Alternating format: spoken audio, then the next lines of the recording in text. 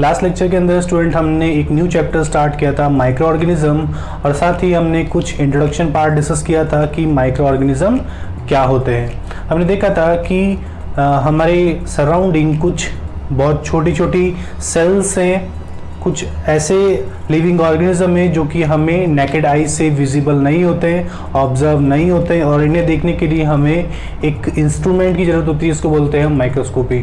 हमने देखा था कुछ माइक्रोस्कोपी बहुत सिंपल टाइप के होते हैं, कुछ बहुत ही ज़्यादा कॉम्प्लेक्स और एडवांस टाइप के हैं, जिन्हें मैंने एक नाम भी बताया था आपको, इलेक्ट्रॉन माइक्रोस्कोपी, जो कि बहुत ही एडवांस टाइप का माइक्रोस्कोपी है। ठीक है, जो कि इलेक्ट्रॉन साइज की किसी भी ऑब्जेक्ट को इजीली विजिबल कर सकता है। तो हमें इन लिविंग ऑर्गेनिज्म को ऑब्जर्व करने के लिए माइक्रोस्कोपी की ज़रूरत होती है, रिक्वायरमेंट होती है। हमने देखा था कि कौन से साइंटिस्ट हैं जिन्होंने सबसे पहले लिविंग ऑर्गेनिज्म या फिर सबसे पहले एक लिविंग सेल और माइक्रो ऑर्गेनिज्म को सबसे पहले देखा था माइक्रोस्कोपी के थ्रू। तो उनका नाम है एवी ल्यूवेनहॉक, एंटोनी वॉन ल्यूवेनहॉक। ठीक है बेटा, इसके बाद में हमने देखा था कि 5 किंगडम क्लासिफिकेशन क्या है। RH विटेकर ने जितने भी लिविंग ऑर्गेनिज्म में उनको इजीली स्टडी करने के लिए, ताकि हम उसको इजीली स्टडी कर सकें, उनके कैरेक्टर्स को इजीली स्टडी कर सकें, तो उन्हें कुछ क्लासिफिकेशन बेसिस पे अलग अलग ग्रुप्स के अंदर, अलग अलग किंगडम के अंदर अरेंज किया। तो ऐसे हमने 5 किंगडम देखे थे बेटा, 5 किंगडम क्लासिफिकेशन। फर्स्ट किंगडम था मोनेरा, जिसके अंदर आते हैं बैक्टीरियाज। सेकंड किंगडम था प्रोटिस्टा, जिसके अंदर आते हैं बेटा प्रोटोजोन्स एंड यूनिसेलुलर एल्गीज। इसके बाद था बेटा फंजाई किंगडम, जिसके अंदर आते हैं मशरूम, मोल्ड, रस्ट, स्मट, ये सारे जितने भी लिविंग ऑर्गेनिज्म हैं। इसके बाद में प्लांटी किंगडम या फिर प्लांट किंगडम, जिसके अंदर आते हैं जितने भी मल्टी सेलुलर एल्गीज हैं या फिर कुछ प्लांट सेल, है ना। इसके बाद में हमने देखा था कि एनिमेलिया, जो एनिमल्स किंगडम है, उसको एनिमल किंगडम भी ये बोलते हैं बेटा, और एनिमेलिया किंगडम भी बोलते हैं। तो इसके अंदर आते हैं जितने भी एनिमल सेल्स हैं। ठीक है, इसके बारे में डिस्कस करेंगे कुछ common features of living organism, common features of micro organisms. तो कुछ कॉमन फीचर्स डिस्कस करते हैं बेटा।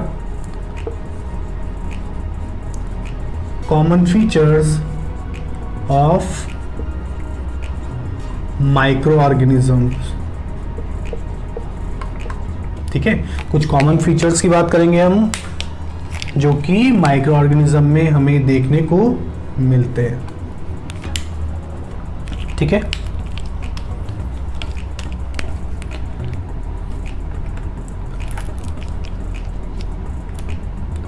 तो बेटा most of the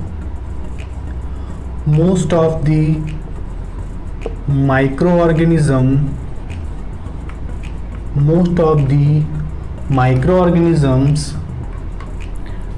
can reproduce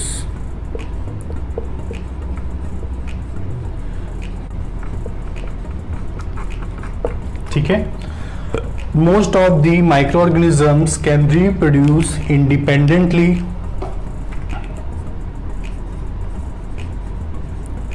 Some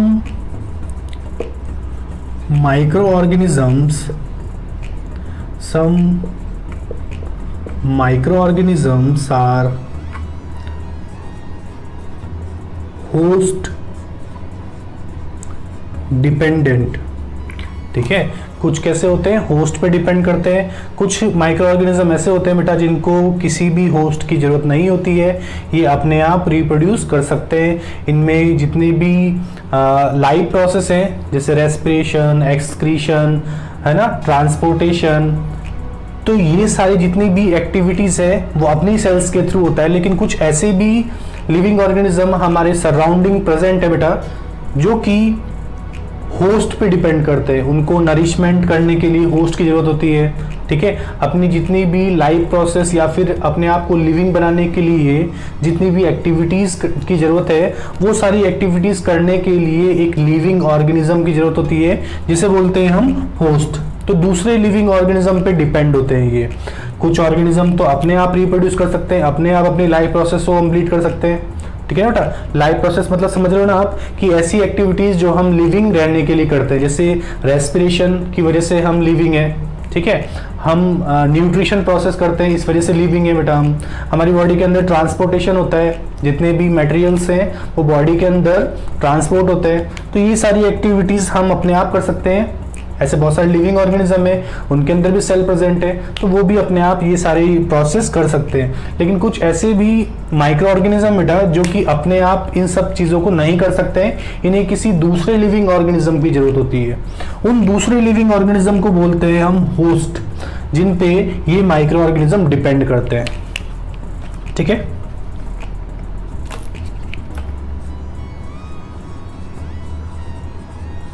they can reproduce sexually और asexually। ठीक है, ये जो है एसेक्सुअल और सेक्सुअल रिप्रोडक्शन दोनों कर सकते हैं बेटा। आगे डिस्कस करेंगे हम, जैसे जैसे आपके चैप्टर आएंगे हम डिस्कस करेंगे बेटा रिप्रोडक्शन वाले चैप्टर के अंदर कि सेक्सुअल रिप्रोडक्शन क्या होता है और एसेक्सुअल रिप्रोडक्शन क्या होता है। बस आप अभी इतना समझिए कि एसेक्सुअल रिप्रोडक्शन जनरली बहुत सिंपल ऑर्गेनिजम्स के अंदर देखने को मिलता है हमें, जिनकी बॉडी काफ़ी सिंपल है। और जितने भी ऐसे लिविंग ऑर्गेनिज्म हैं जिनके अंदर कॉम्प्लेक्स बॉडी है, ठीक है, उनमें हमें सेक्सुअल रिप्रोडक्शन देखने को मिलता है। तो एसेक्सुअल रिप्रोडक्शन जनरली हमें जितने भी माइक्रोस्कोपिक लिविंग ऑर्गेनिजम्स हैं या फिर जितने भी माइक्रो ऑर्गेनिजम्स हैं उनमें देखने को मिलता है। तो हमने लिखे हैं 3 point. Most of the micro organisms can reproduce independently. कुछ लिविंग ऑर्गेनिज्म, कुछ माइक्रो ऑर्गेनिज्म ऐसे हैं बेटा जिन्हें किसी भी दूसरे लिविंग ऑर्गेनिज्म की जरूरत नहीं है रिप्रोड्यूस करने के लिए। कुछ ऐसे भी लिविंग ऑर्गेनिज्म है जैसे बेटा वायरसेस। वायरसेस बिना होस्ट के रिप्रोड्यूस नहीं कर सकते, मल्टीप्लाई नहीं हो सकते। मल्टीप्लाई करना या रिप्रोड्यूस करना एक ही बात है बेटा। दे कैन रिप्रोड्यूस सेक्सुअली और बाई एसेक्सुअली मेथड। ठीक है, ये तो सेक्सुअली डिवाइड कर सकते हैं या फिर एसेक्सुअली डिवाइड कर सकते हैं। डिवाइड करना, रिप्रोड्यूस करना बेटा, मल्टीप्लाई करना एक ही बात है। दे कैन रिप्रोड्यूस सेक्सुअली और एसेक्सुअली। नोट डाउन कीजिए इसको।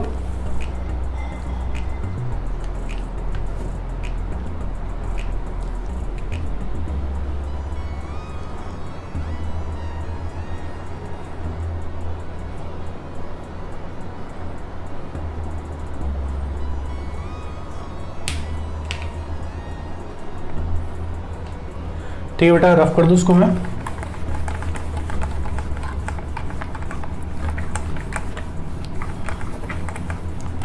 कुछ और पॉइंट लिखते हैं।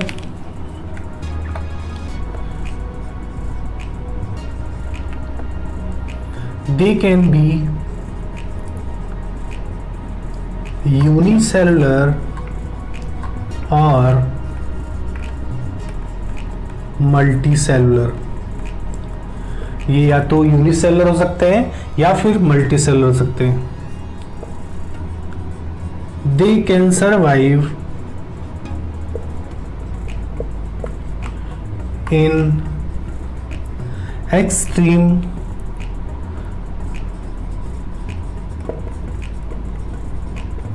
Conditions of moisture and heat. ठीक है बेटा, दे कैन बी यूनिसेलुलर और मल्टीसेलुलर। ये यूनिसेलुलर भी हो सकते हैं और मल्टीसेलुलर भी हो सकते हैं। They can survive in extreme conditions of moisture and heat. बहुत ज़्यादा हीट में, बहुत ज़्यादा ह्यूमिडिटी वाले एटमॉस्फेयर में ये इजीली अपने आप को सर्वाइव कर सकते हैं। जितनी भी एक्सट्रीम कंडीशंस हैं वहाँ पर अपने आप को सर्वाइव कर सकते हैं।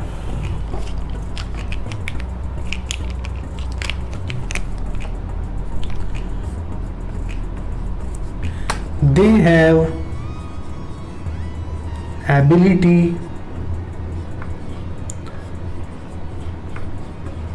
to produce cell wall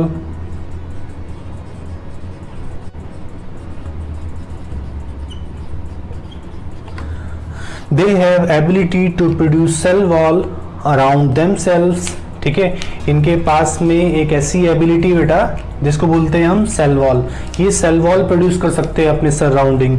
they have ability to produce cell wall around themselves. तो ये अपने सराउंडिंग सेल वॉल को प्रोड्यूस कर सकते हैं, सेल वॉल फॉर्मेशन कर सकते हैं, जिसके थ्रू ये जितनी भी एक्सट्रीम एटमॉस्फेरिक कंडीशन है, जितनी भी एक्सट्रीम क्लाइमेटिक कंडीशंस हैं, उनको इजीली ये क्या कर सकते हैं, अब उस एनवायरनमेंट में अपने आप को इजीली सर्वाइव कर सकते हैं। ठीक है, अपने आप को प्रोटेक्ट कर सकते हैं। तो ये मल्टी सेलुलर भी हो सकते हैं या फिर यूनिसेलुलर भी हो सकते हैं। बहुत से माइक्रो ऑर्गेनिज्म यूनिसेलुलर होते हैं बेटा, जैसे बैक्टीरियाज, ठीक है, जैसे ईस्ट भी ऐसे होते हैं, ईस्ट भी यूनिसेलुलर होते हैं। लेकिन बहुत सारे ऐसे भी माइक्रो ऑर्गेनिज्म हैं जो कि मल्टी सेलुलर होते हैं। ये बहुत ज़्यादा एक्सट्रीम कंडीशंस में भी सर्वाइव कर सकते हैं, जहाँ पे बहुत ज़्यादा टेम्परेचर होता है वहाँ पर भी इजीली अपने आप को सर्वाइव कर सकते हैं। जहाँ पर साल्ट की कंसंट्रेशन ज़्यादा है वहाँ पर भी अपने आप को इजीली सर्वाइव कर सकते हैं। ठीक है, जहाँ पर टेम्परेचर बहुत ज़्यादा है वहाँ पर भी अपने आप को इजीली सर्वाइव कर सकते हैं, है ना। हॉट स्प्रिंग्स में अपने आप को सर्वाइव कर सकते हैं। बहुत ज़्यादा जहाँ पे टेम्परेचर कम है वहाँ पर भी अपने आप को सर्वाइव कर सकते हैं। तो इनके पास में सेल वॉल है, इनके सराउंडिंग एक टफ कोटिंग होती है बेटा, उस टफ कोटिंग को बोलते हैं सेल वॉल, जिसकी वजह से ये इतनी एक्सट्रीम कंडीशंस में भी इजीली सर्वाइव कर लेते हैं। नोट डाउन कीजिए।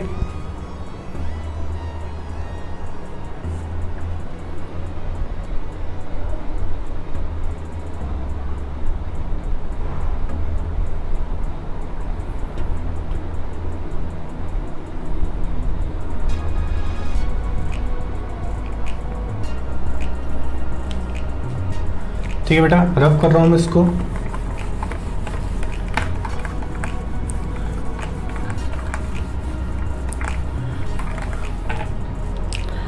ठीक है, इसके बाद एक पॉइंट और लिख लेते हैं। Some micro organisms are helpful for us. ठीक है, some micro organisms are helpful for us, है ना। तो अलग अलग जितनी भी एक्टिविटीज होती है बेटा, जैसे फर्मेंटेशन, तो फर्मेंटेशन प्रोसेस में भी माइक्रो ऑर्गेनिजम्स को यूज़ किया जाता है। बहुत सारे इंडस्ट्रियल प्रोडक्ट्स हैं जिनको, बहुत सारे कमर्शियल प्रोडक्ट्स हैं जिनको बनाने के लिए भी माइक्रो ऑर्गेनिज्म का यूज़ किया जाता है। तो some micro organisms are helpful for us but most of them causes disease such as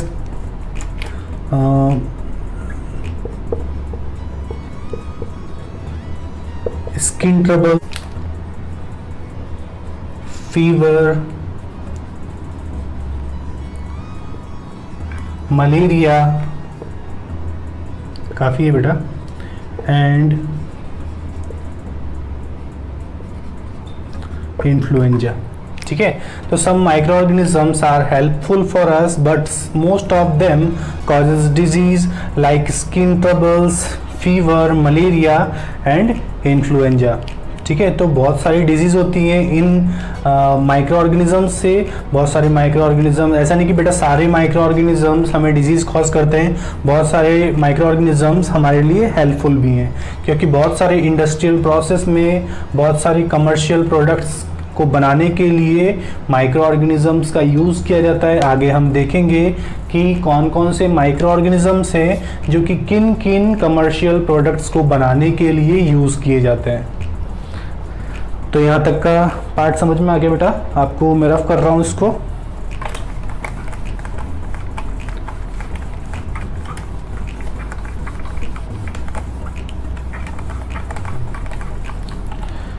आगे लिखते हैं बेटा,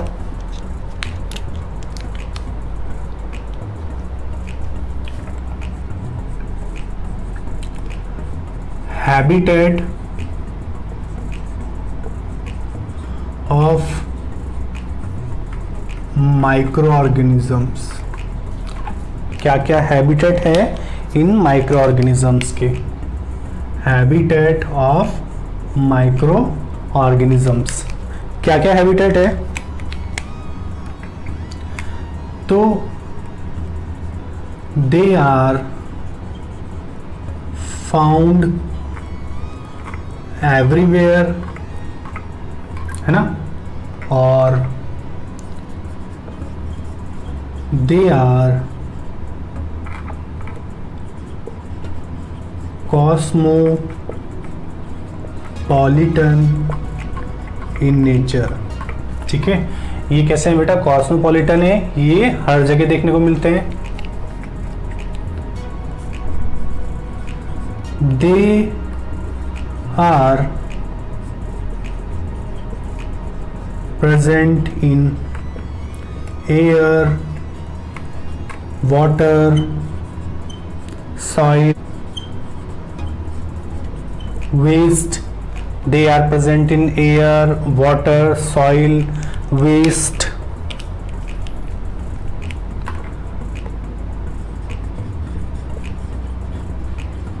And food.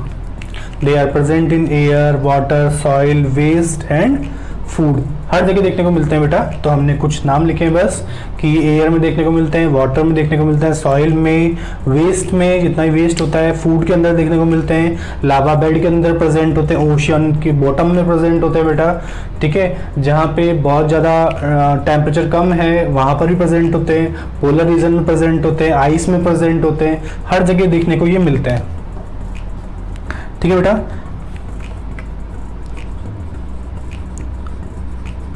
some microorganisms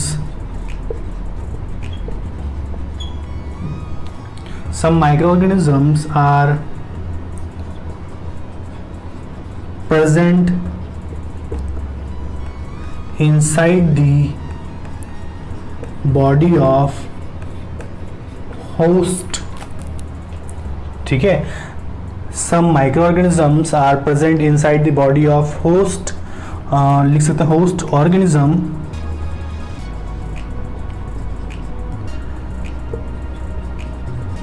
is called parasites. कुछ ऐसे माइक्रो ऑर्गेनिजम्स होते हैं, some micro organisms are present inside the body of host organisms is called parasites. तो कुछ माइक्रो ऑर्गेनिज्म होते हैं जो पैरासाइट की फॉर्म में लिविंग ऑर्गेनिज्म की बॉडी के अंदर प्रेजेंट होते हैं। और लिविंग ऑर्गेनिज्म उनके लिए क्या होता है, living organism in micro organism के लिए क्या होता है बेटा, तो होस्ट होता है। जैसे हमारे बॉडी के अंदर अगर हम कोई कंटेमिनेटेड वाटर पीते हैं और उसके अंदर माइक्रो ऑर्गेनिज्म है तो हमारी बॉडी के अंदर जाएंगे, है ना, काफी सारी डिजीज कॉज कर सकते हैं। तो वो माइक्रो ऑर्गेनिज्म हमारे लिए क्या हो गए, पैरासाइट। ठीक है, वो हमसे न्यूट्रिशन ले रहे हैं और हमें डिजीज बनाते हैं। ठीक है, डिजीज बनाते हैं। तो यही जो लिविंग ऑर्गेनिज्म है ये इनके लिए होस्ट की तरह वर्क करते हैं। हमारे बॉडी में जितना भी डाइजेस्टेड फूड होता है बेटा, उसके बाद में जितना भी वेस्ट पार्ट बचता है उस वेस्ट पार्ट से ये एनर्जी गेन करते हैं। नोट डाउन कीजिए।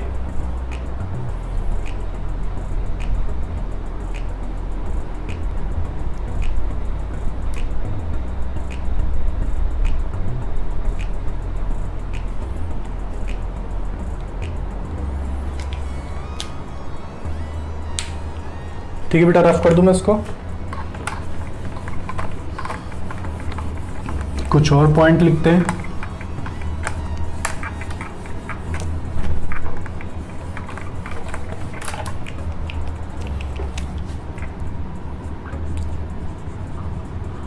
Some microorganism remain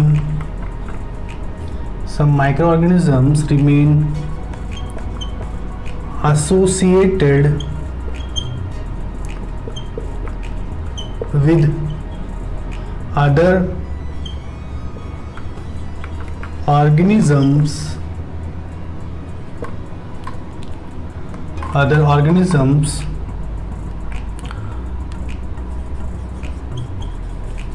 are called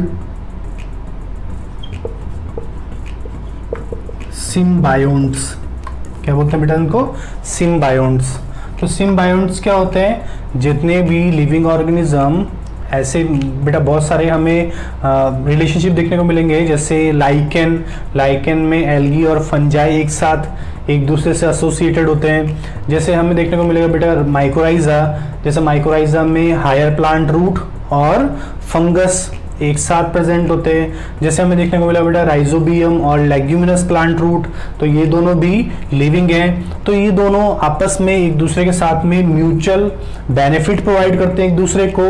इसी तरह के रिलेशनशिप को बोलते हैं बेटा हम सिम्बायोटिक रिलेशनशिप या symbiotic association.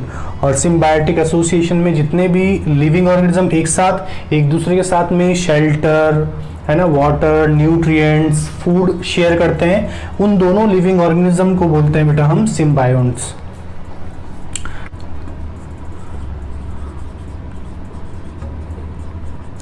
Some microorganism grows on dead and decaying organic matter are called saprophytes। ठीक है, इन्हें क्या बोलते हैं बेटा हम सैप्रोफाइट्स या फिर डीकम्पोजर, या फिर क्या बोलते हैं इनको डीकम्पोजर। इनको बोलते हैं सैप्रोफाइट्स और डीकम्पोजर। कुछ ऐसे भी माइक्रो ऑर्गेनिज्म होते हैं बेटा जो कि डेड और डिकेइंग ऑर्गेनिक मैटर पे ग्रो करते हैं। जैसे कई बार देखा होगा बेटा ब्रेड पे बहुत सारे माइक्रो ऑर्गेनिज्म ग्रो हो जाते हैं, है ना। घर में जो चपाती होती है, रोटी जो होती है, उसको हम बहुत देर मॉइस्चर के कांटेक्ट में रख देंगे तो उस पर भी फंगस ग्रो हो जाती है। तो फंगस क्या होती है? फंगस जनरली सैप्रोफाइट्स होती है। फंगस एक माइक्रो ऑर्गेनिज्म है। तो इस तरह के जो भी डेड और डिकेइंग ऑर्गेनिक मैटर पे ग्रो होते हैं बेटा उन्हें बोलते हैं हम सैप्रोफाइट्स और डीकम्पोजर। जैसे फंगस ऑर्गेनिक मैटर पे ग्रो करती है बेटा और डीकम्पोज कर देती है उन्हें। तो फंगस किस टाइप की है? तो फंगस सैप्रोफाइट्स है या फिर डीकम्पोजर है। कुछ लिविंग ऑर्गेनिज्म कुछ ऐसा बेटा माइक्रो ऑर्गेनिज्म होते हैं जो कि एक साथ रहते हैं और एक दूसरे के साथ में फूड, वाटर, है ना, मिनरल्स, वाटर, ये सब शेयर करते हैं। तो इसी रिलेशनशिप को बोलते हैं बेटा हम सिम्बायोटिक रिलेशनशिप या फिर सिम्बायोटिक एसोसिएशन। तो दोनों लिविंग ऑर्गेनिज्म जो कि दोनों माइक्रो ऑर्गेनिज्म है उन्हें क्या बोलते हैं बेटा हम सिम्बायोन्ट्स। तो सिम्बायोन्ट्स की फॉर्म में हो सकते हैं, है ना, पैरासाइट्स की फॉर्म में हो सकते हैं माइक्रो ऑर्गेनिज्म, या फिर डीकम्पोजर्स की फॉर्म में भी हो सकते हैं। तो हैबिटेट मतलब होता है कि बेटा कहाँ प्रेजेंट होते हैं लिविंग ऑर्गेनिज्म, कहाँ रहते हैं। तो माइक्रो ऑर्गेनिज्म हर जगह प्रेजेंट है। माइक्रो ऑर्गेनिज्म बहुत लो टेम्परेचर में भी सर्वाइव कर सकते हैं, हाई टेम्परेचर में भी सर्वाइव कर सकते हैं, साल्टी वाटर के अंदर भी सर्वाइव कर सकते हैं, फ्रेश वाटर के अंदर भी सर्वाइव कर सकते हैं। लिविंग ऑर्गेनिज्म एयर में प्रेजेंट हो सकते हैं, वाटर में प्रेजेंट हो सकते हैं, जितना भी वेस्ट है उसमें प्रेजेंट हो सकते हैं, फ्रूट के अंदर प्रेजेंट हो सकते हैं बेटा, फूड के अंदर प्रेजेंट हो सकते हैं। हर कहीं नेचर में सब जगह जितने भी हम लिविंग ऑर्गेनिज्म हैं उससे भी ज़्यादा ये माइक्रो ऑर्गेनिज्म प्रेजेंट है हमारे अर्थ पे। तो बहुत ही ह्यूज डाइवर्सिटी है हमारी अर्थ पे। अलग अलग तरह की लिविंग ऑर्गेनिज्म है, कुछ हमें दिखते हैं, कुछ हम नहीं देख सकते हैं, कुछ हमें डायरेक्टली विजिबल होते हैं नेकेड आइज से, लेकिन कुछ को देखने के लिए हमें एक इंस्ट्रूमेंट की जरूरत होती है जिसका नाम है बेटा माइक्रोस्कोपी। तो ये सारे माइक्रो ऑर्गेनिज्म से अलग अलग फॉर्म में प्रेजेंट होते हैं, इनके अंदर अलग अलग तरह का न्यूट्रिशन मोड होता है। आगे हम डिस्कस करेंगे कि इनके क्या क्या कैरेक्टर्स होते हैं। हम मेजर क्लासेस को डिस्कस करेंगे माइक्रो ऑर्गेनिज्म की, तो उसको नोट डाउन कर लीजिए।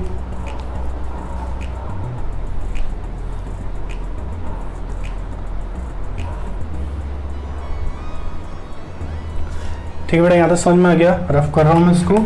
इसके बाद डिस्कस करेंगे हम सबसे पहला माइक्रो ऑर्गेनिज्म। तो major classes of micro organism discuss कर रहे हैं बेटा। सबसे फर्स्ट जो माइक्रो ऑर्गेनिज्म है, सबसे फर्स्ट जो माइक्रो ऑर्गेनिज्म है बैक्टीरिया, उसको डिस्कस करेंगे हम।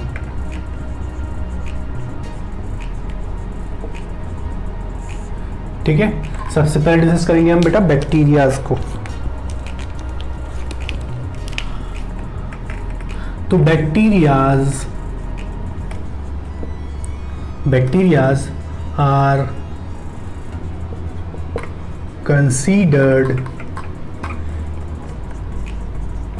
in the first kingdom of living organism. तो बेटा जितने भी बैक्टीरियाज हैं उन्हें लिविंग ऑर्गेनिजम्स के जितने हमने किंगडम देखे उनमें फर्स्ट किंगडम जो है कौन सा है, मोनेरा। मोनेरा किंगडम के अंदर इन बैक्टीरियाज को इंक्लूड किया गया। कौन सा किंगडम बेटा, कौन सा किंगडम है, मोनेरा किंगडम के अंदर। कौन सा किंगडम है, मोनेरा किंगडम। मोनेरा किंगडम के अंदर आते हैं ये bacterias. They do not have well developed nucleus. इसमें न्यूक्लियस एब्सेंट होता है, या फिर हम बोल सकते हैं डेफिनाइट न्यूक्लियस यहां पर एब्सेंट है।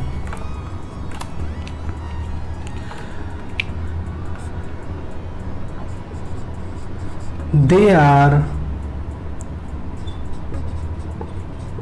यूनिसेलुलर, है ना। They have only one cell, इनके पास में एक ही सेल प्रेजेंट होती है, इसीलिए क्या होते हैं ये unicellular organism. They are unicellular organism. ये कैसे हैं, unicellular organism. Bacterias are considered in first kingdom of living organism which is Monera.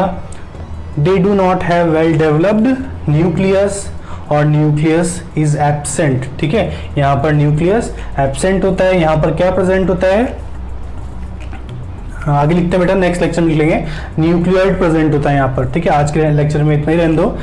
Nucleus यहाँ पर एब्सेंट होता है। कभी भी अगर आपके पास में क्वेश्चन आता है कि बैक्टीरियाज में क्या एब्सेंट है, तो अगर आपको न्यूक्लियस दिखाई देता है तो न्यूक्लियस बिल्कुल भी नहीं होता है, यहाँ पर न्यूक्लियस एब्सेंट होता है। यहाँ पर न्यूक्लियस की जगह जो स्ट्रक्चर देखने को मिलती है न्यूक्लियस की तरह होती है, लेकिन उस स्ट्रक्चर को हम न्यूक्लियस नहीं बोलते हैं, उस स्ट्रक्चर को बोलते हैं बेटा हम न्यूक्लियोइड या फिर जीनोफोर। तो नेक्स्ट क्लास में लिख लेंगे बेटा। आज की क्लास में हम इतना ही पार्ट रखते हैं। ठीक है, हमने बैक्टीरियाज के कुछ कैरेक्टर देखे, हमने कुछ फीचर्स देखे लिविंग ऑर्गेनिज्म के, जो कि माइक्रो ऑर्गेनिज्म के हमने कुछ फीचर्स देखे। साथ ही साथ में हमने देखा कि क्या क्या हैबिटेट है इन माइक्रो ऑर्गेनिजम्स का, कहाँ ये प्रेजेंट होते हैं। तो हमने नया चैप्टर स्टार्ट किया बेटा, अभी हमने ज़्यादा पार्ट नहीं पढ़ा है, साथ के साथ में इसको लर्न करते चलेंगे तो हमें आगे दिक्कत नहीं आएगी और सारे चैप्टर हमें इजीली लर्न हो जाएंगे। मिलते हैं नेक्स्ट क्लास में, तब तक के लिए take care and good luck.